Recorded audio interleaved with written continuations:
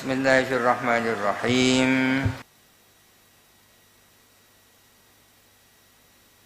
Qala al-musannif Abu Hamid Al-Ghazali Hujjatul Islam rahimahullahu ta'ala.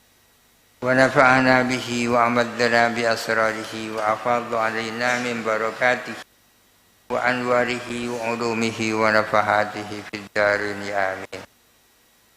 Bismillahirrahmanirrahim. Kita tetap berbicara tentang nasih. Pembicaraan kita sekarang, bisakah nas Al-Quran atau As-Sunnah dimansuh dengan qiyas? Masa qiyas bisa menasah nas?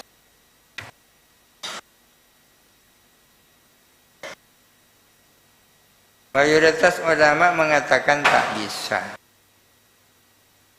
Tapi sebagian ulama Syafi'i mengatakan bisa saja nas dimansuh dengan qiyas jadi.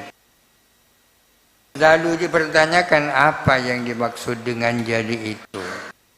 Kalau yang dimaksud dengan jadi itu adalah qat'i, yakni maqtu' bihi, qiyas yang pasti, yang jelas lagi tegas, ya ada masalah. Tapi kalau yang dimaksud itu adalah qiyas dhanni, ya tak bisa. Wa ma yutawahhamu al-qat'u bihi ala salati maratib. Wa ma adapun sesuatu yutawahhamu yang disangka bihi dengan emma al-qat'u apakah qat'ian ala salati maratib itu atas ada 3 tingkatan. Tadi disinggung-singgung tentang qiyas qat'i. Apa yang diduga sebagai qat'i itu ada 3 tingkatan. Al-ula ay al-martabatul ula. Adapun tingkatan yang pertama adalah ma yajri majron nasi. Adalah sesuatu yang berjalan seperti berjalannya nas. Adalah sesuatu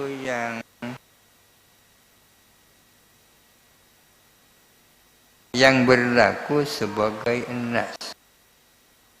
Adalah sesuatu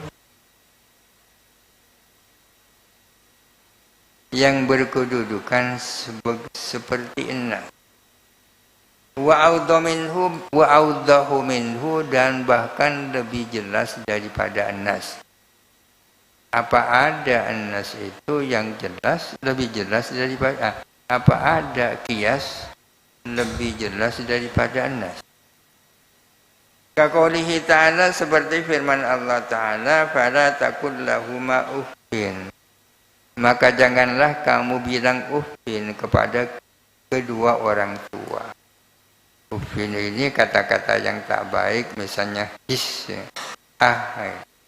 kamu tidak boleh bilang uffin kepada kedua orang tua.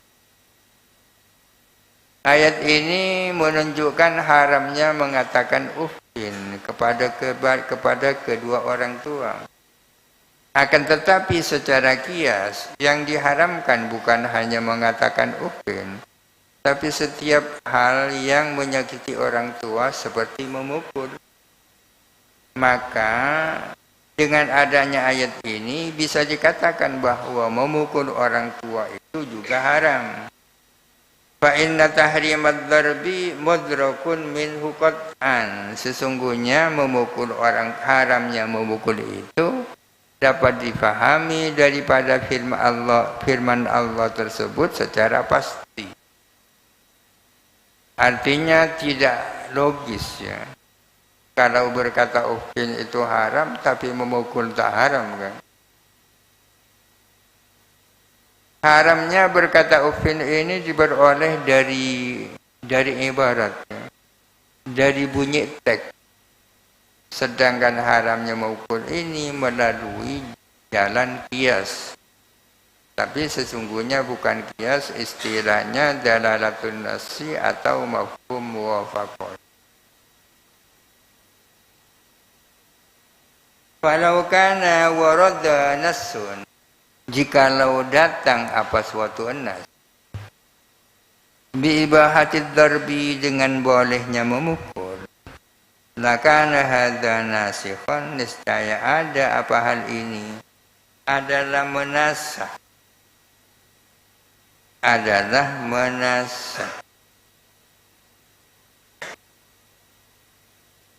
li'annahu, karena sesungguhnya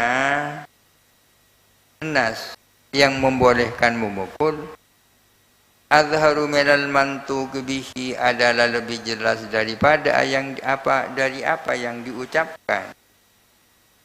Yang diucapkan itu kan haramnya berkata uffin.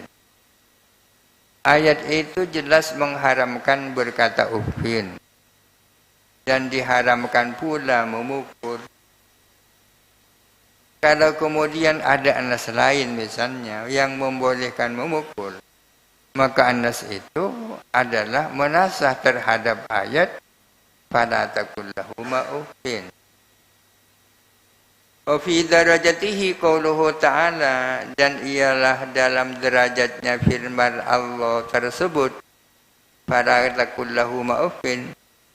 Qauluhu ta'ala, adapun firman Allah Ta'ala, faman ya'mal mithqala dzarratin khairan yarah. Faman ya'mal, barang siapa melakukan mithqala dzarratin, akan seberat dzarrah, khairan berupa kebaikan, yarahu, dia akan melihat akan kebaikan yang seberat dzarrah itu.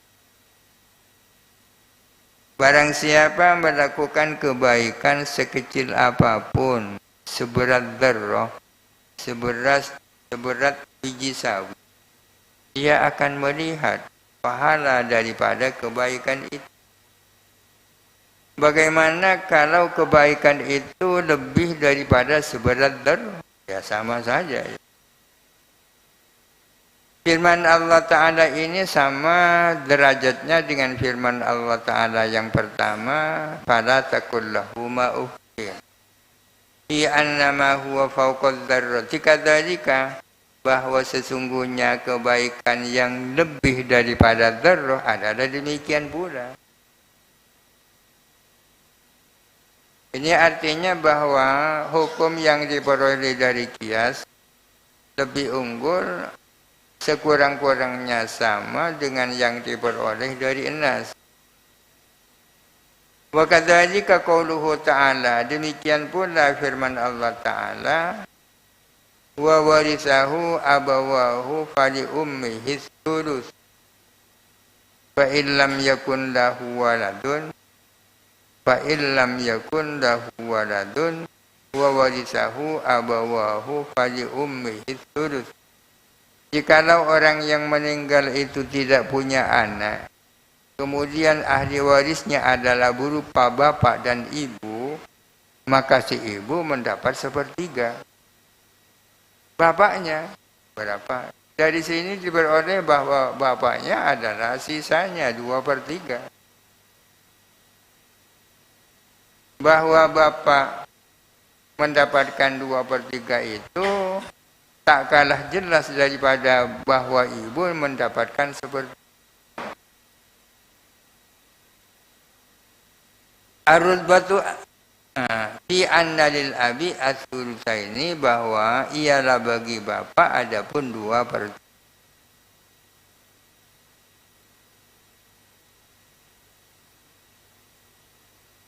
Ar-rutbatu as-saniyatu, adapun tingkatan yang kedua, law warada nassun, jikalau datang apa suatu nas, Al-Quran atau As-Sunnah, yang isinya bi annal itqa la yasri fil amati, datang apa nas yang menyatakan bahwa kemerdekaan itu tidak menjalar di dalam budak perempuan.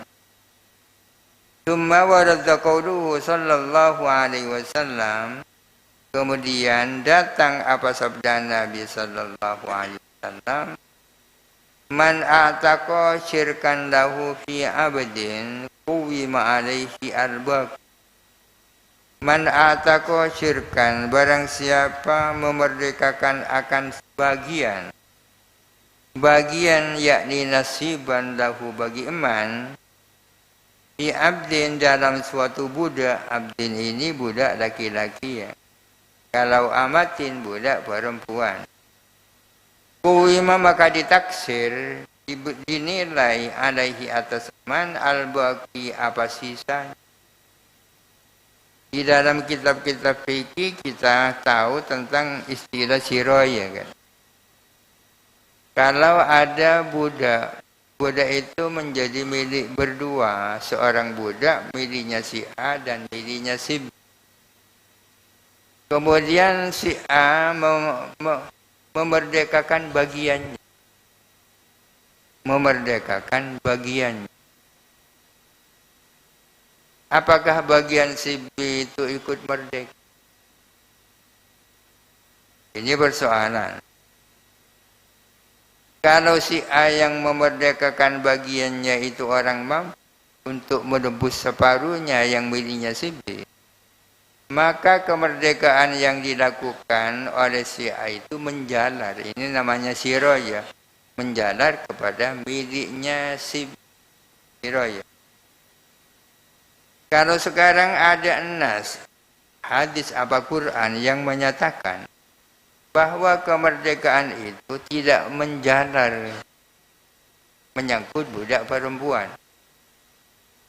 Tapi kemudian Nabi sallallahu alaihi wasallam bersabda, "Man a'taqa syirkan lahu fi abdin kuwima alaihil baq." Barang siapa memiliki budak laki-laki, kemudian ia memerdekakan bagiannya, maka sisanya itu dihargai. Kalau kemudian lahir hadis ini, laqadayna bisirayati itkil amati, niscaya kita memutuskan dengan menjalarnya kemerdekaan budak perempuan. Dasarnya kiasan alal abdi karena dikiaskan atas abd. Hadis ini kan menyebut abd ya. Abd. Berarti hadis ini menasah kepada nas sebelumnya yang mengatakan kemerdekaan tak menjalar bagi budak perempuan. Li'annahu maktu'un bihi, karena sesungguhnya kias tersebut adalah maktu' bihi, diyakini. Idh ulima qat'an, karena diketahui secara pasti. Anna qasdas syari'i ilal mamluk, bahwa sesungguhnya maksud tujuan syari Allah terhadap budak yang dimiliki likaunihi mamlukan adalah karena adanya mamluk, ya mamluk. Memang cita-citanya syari itu bagaimana perbudakan yang sudah kadung ada ini bagaimana bisa diberantas. Maka berbagai jalan harus ditempuh dalam rangka untuk membebaskan perbudakan. Salah satunya ya ini, kalau orang memerdekakan bagiannya, bisa menjalar kemerdekaan kepada milik teman. Artinya maksud tujuannya syari itu kan bagaimana perbudakan itu bisa diberantas tanpa membedakan amad dan abad.